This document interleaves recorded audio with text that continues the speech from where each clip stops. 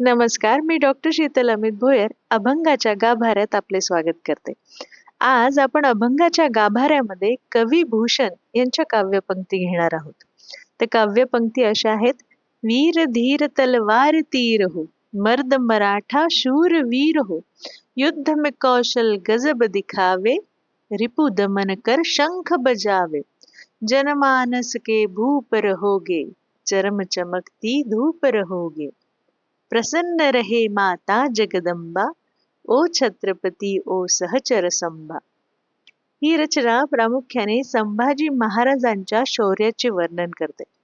चला तर मग आज याच निमित्ताने, या पंक्तीच्या निमित्ताने छत्रपती संभाजी महाराजांच्या कार्याला विनम्र अभिवादन करूया. ॲबे कॅरे 1672च्या सुमारास हिंदुस्थानात प्रवास करणारा एक फ्रेंच प्रवासी.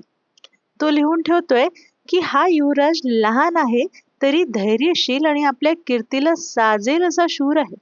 शिवाजी राजांसारखा युद्ध कुशल. पित्याच्या बरोबर राहून तो युद्धकलेमध्ये तरबेज झालेला असून चांगल्या वयोवृद्ध सेनापतीचीही बरोबरी करेल इतका तो तयार आहे.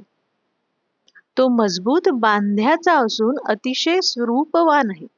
सैनिकांचे त्याच्यावर फार प्रेम आहे व ते त्याला शिवाजी महाराजांसारखाच मान देतात. फरक इतकाच की सैनिकांना संभाजींच्या हाताखाली लढण्यात विशेष धन्यता वाटते. म्हणजे आलं का लक्षात की शिवाजी महाराजांपेक्षाही एक काकण का होईना छत्रपती संभाजी महाराज सैनिकांना अधिक प्रिय होते. सैनिकांना त्यांच्यासोबत काम करण्यात अधिक मजा येत होती. छत्रपती शिवरायांचा जेव्हा राज्याभिषेक सोहळा झाला त्यावेळी हेनरी ऑक्सिटन नावाचा एक वकील आला होता. त्याने राज्याभिषेक सोहळा वर्णित करण्याचे काही प्रसंग आपल्या डायरीमध्ये नमूद केले आहेत. ते पुढील प्रमाणे आहेत. ते म्हणतात की मी रायगडावर आलो. शिवाजी महाराजांचा राज्याभिषेक सोहळा बघितला. या सोहळ्याच्या वेळी माझी भेट शिवाजी राजांच्या मुलाशी झाली, म्हणजे संभाजी राजांसोबत झाली. तेव्हा माझ्या लक्षात आलं की हा संभाजी राजा इथल्या रयतेसोबत मराठीमध्ये बोलतोय, उत्तरेतल्या लोकांसोबत तो हिंदीत बोलतोय, आम्हा इंग्रजी लोकांसोबत तो इंग्रजीमध्ये बोलतोय, पोर्तुगीजांसोबत पोर्तुगीज भाषेमध्ये बोलतोय. अरे या शिवाजी राजांनी आपल्या मुलाला भाषा शिकवल्यात तरी किती? एक नाही, दोन नाही, तीन नाही, चार नाही, तर संभाजी राजांना तब्बल 14 भाषा येत होत्या. 1682 साली औरंगजेबाने स्वराज्यावर हल्ला केला. तेव्हा संभाजी राजांपेक्षा औरंगजेबाचे सामर्थ्य कित्येक पटीने जास्त होतं. त्याचं सैन्यच तर स्वराज्याच्या सैनिकांपेक्षा 5 पटीने जास्त होतं. तरीही संभाजी राजांच्या नेतृत्वाखाली मराठ्यांनी हिमतीने लढा दिला. मराठ्यांची प्रबळ इच्छाशक्ती आणि झुंजारपणाचे ठळक उदाहरण म्हणजे नाशिक जवळील रामशेज किल्ल्याचा लढा. औरंगजेबाच्या सरदारांना वाटलं होतं की हा किल्ला तर काही तासातच शरणागती पत्करेल, परंतु मराठ्यांच्या चिवट प्रतिकारांनी तो किल्ला जिंकण्यासाठी त्यांना तब्बल 6.5 वर्ष लढावे लागले. हो, 6.5 वर्ष.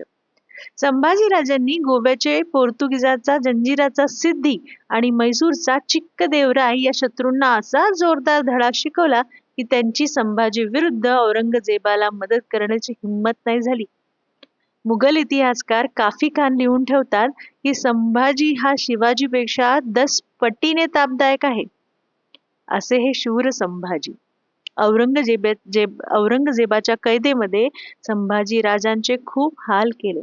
जणू काही मृत्यूसोबत झुंजत चालू होती. त्या क्षणी संभाजी राजांसोबत कवी कलश होते. छत्रपती संभाजी महाराजांचे हाल करून एक वेळ औरंगजेब जरी थकला, मात्र संभाजी महाराज थकले नाही आणि झुकलेही नाही. संभाजी महाराजांच्या धैर्याने आणि अतूट निष्ठेने औरंगजेब थक्क झाला. कवी कलश संभाजी राजांच्या सन्मानात लिहितात, राजन तुम हो साचे खूब लढे हो जंग, राजन तुम हो साचे खूब लढे हो जंग, देख तव चंड प्रताप जही तखत त्यजत औरंग. वयाच्या 32व्या वर्षी, केवळ 32व्या वर्षी छत्रपती शिवरायांच्या स्वराज्यासाठी आणि स्वअभिमानासाठी आपल्या देहाचे बलिदान करणारा शूरवीर योद्धा म्हणजे आमचा शंभू राजा.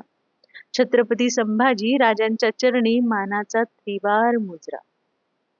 रामकृष्ण हरी.